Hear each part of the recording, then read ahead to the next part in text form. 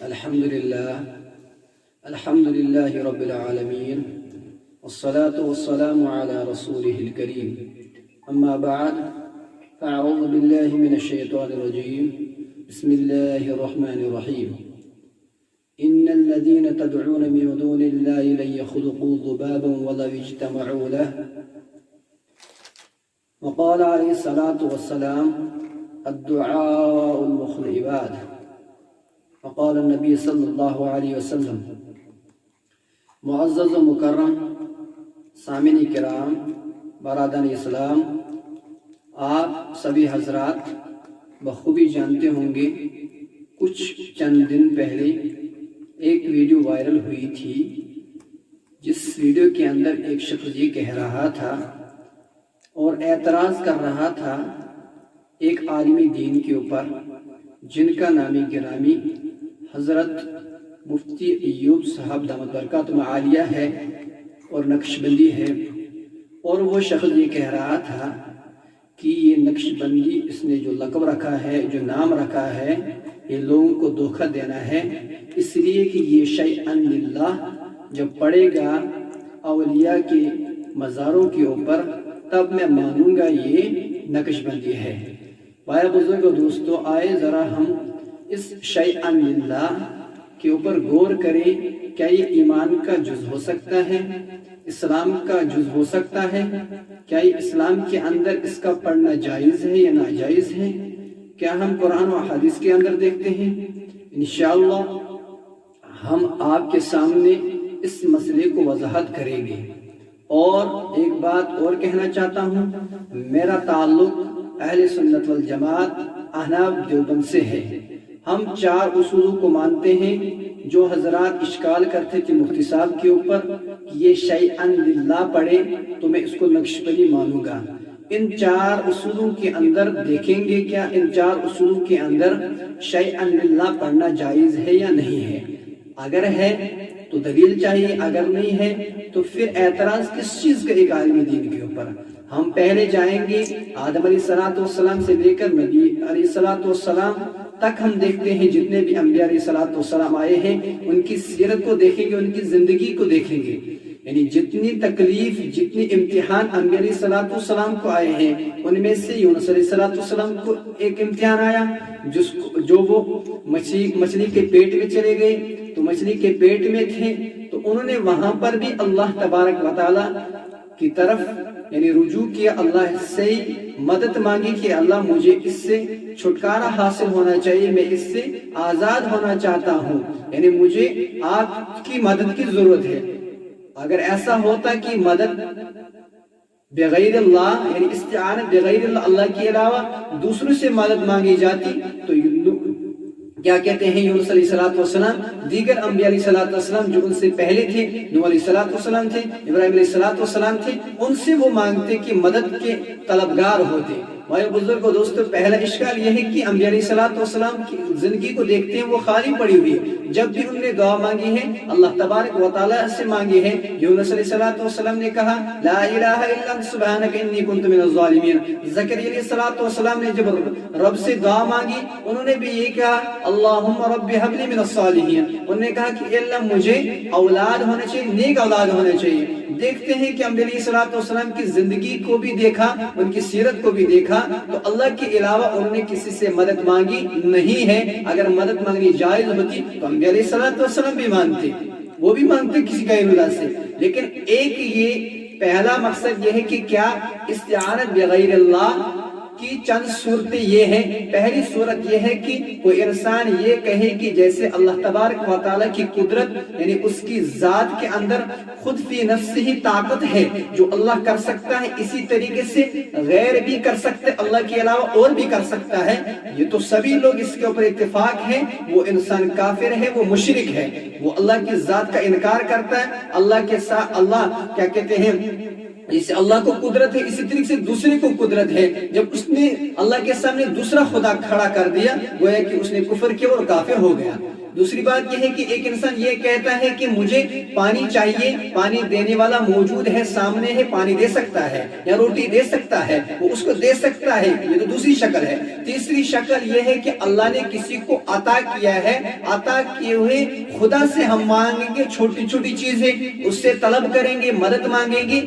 اس چیز کے اوپر اصل بنیادی اختلاف ہے۔ فرماتے ہیں کہ اہل بدعت جو ہے یعنی مشرکین مکہ جو تھے وہ اللہ تبارک و تعالیٰ کو سچ تو مانتے تھے، اللہ کی ذات کو مانتے تھے، لیکن وہ کہتے تھے طاقت اللہ کے پاس ہے، لیکن اب وہ مورتیوں کو وہ پوجا کرتے تھے، ان کے سامنے سجدے ریز ہوتے تھے، وہ یہ کہتے تھے ہمیں اللہ کا قرب اس سے حاصل ہو جائے گا۔ لیکن آج اس زمانے کے مشرک جو ہے وہ قرب کی وجہ سے غیر اللہ سے مدد نہیں مانگتے ہیں، بلکہ وہ کہتے ہیں اللہ نے ان کو عطا کیا گیا ہے۔ یعنی جیسے پیران پیر عبد القادر جیلانی رحمت اللہ علیہ سے مانگا جاتا ہے شیئن للہ، یعنی اللہ کے علاوہ بھی ان سے مانگا جاتا ہے۔ ایک کتاب کے اندر واقعہ ہے، ان کے بڑے یعنی جو ان کا بڑا ہے احمد خان رضا بریلوی جو ہے، انہوں نے ایک شخص سے انہوں نے سوال کیا، کہا کہ حضرت ہم جب کشتی میں سوار ہوں گے ہمیں مصیبت آ جائے گی، ہم اللہ کو پکاریں گے، کس کو پکاریں گے؟ تو اس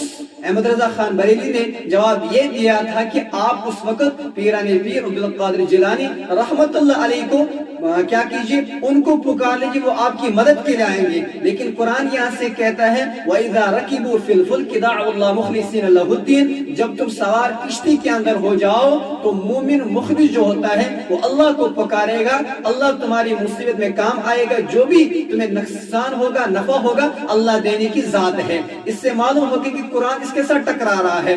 دوسری جگہ اللہ تبارک و تعالی نے فرمایا ان الذين تدعون من دون الله لن يخلقوا ذبابا ولو اجتمعوا له، کیا فرمایا؟ ان الذين تدعون من دون الله، یقیناً جو لوگ اللہ کے علاوہ دوسروں کو پکارتے ہیں، کیا فرمایا؟ لن يخلقوا ذبابا، فرمایا کہ ان کو کہو، یعنی ان کو یہ کہو کہ وہ کیا کہتے ہیں مکھی کا پر بنا سکتے ہیں، لو لن يخلقوا ذبابا ولو اجتمعوا له، اگر تمام کائنات کے انسان جمع ہو جائیں گے، تمام کے تمام انسان جمع ہو جائیں گے، تب بھی مکھی کا پر بنا نہیں سکیں گے۔ مجھے بتاؤ پھر آپ کے اولیاء جو ہے یعنی انبیاء جو ہے اللہ کے علاوہ جو ہے وہ آپ کی مدد کیسے کر سکتے ہیں، آپ کو اولاد کیسے دے سکتے ہیں، آپ کی مصیبت میں کام کیسے آ سکتے ہیں، جب اللہ خود کہہ رہا ہے۔ دوسری جگہ قرآن نے کہا قُلِ ادْعُوا الَّذِينَ زَعَمْتُم مِّن دُونِ اللَّهِ، یعنی کیا تم گمان کرتے ہو اللہ کے علاوہ جن کو تم پکارتے ہو، لا يملكون مثقال ذرة في السماوات ولا في الارض،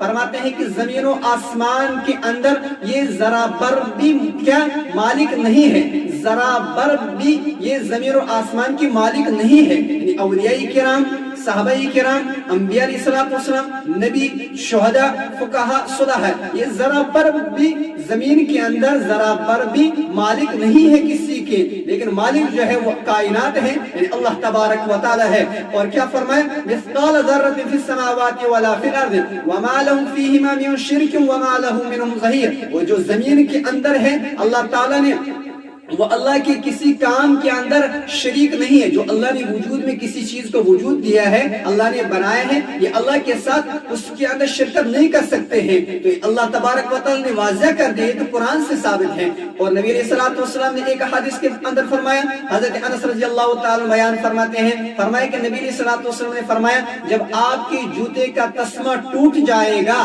جوتے کا تسمہ ٹوٹ جائے گا، اس وقت بھی آپ کس کو مانگنا؟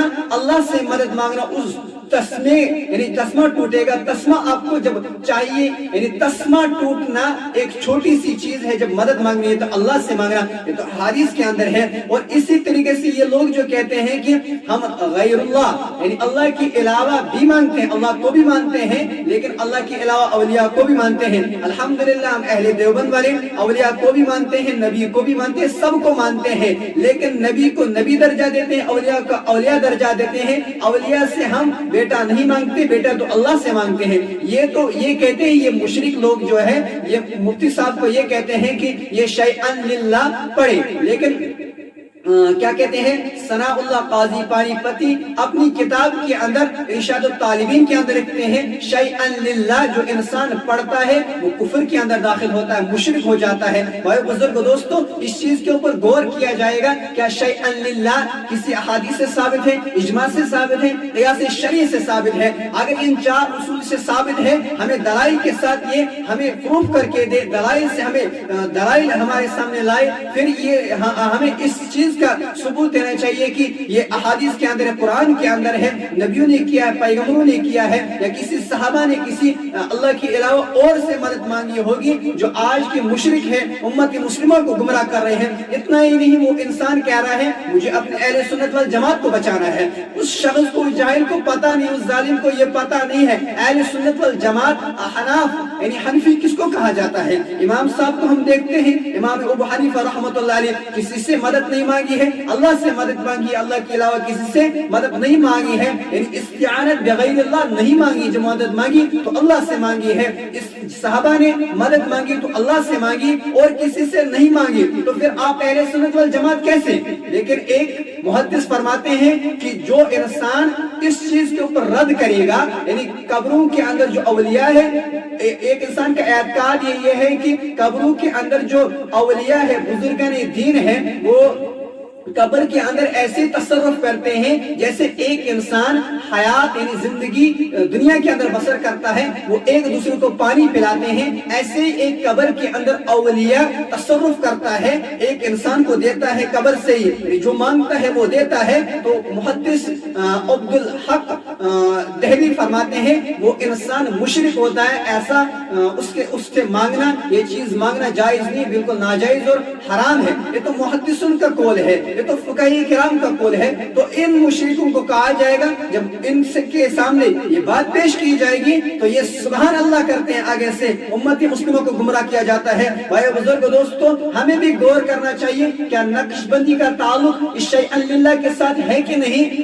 آپ کون دعویٰ کر سکتے ہو؟ آپ کیسے کہہ سکتے ہیں یہ چیز کی شیئن للہ جب پڑھیں گے آپ پھر نقش بندی ہو سکتے ہیں؟ کیا آپ نے سرٹیفکیٹ لیا اللہ سے؟ یعنی جو اللہ کا ولی بن جائے گا، خود اللہ کی عبادت کرے گا، آپ کو وہ پوچھے گا میں اللہ کا بندہ، اللہ کا ولی بننا چاہتا ہوں، آپ مجھے ایسی سرٹیفکیٹ دے دیجئے۔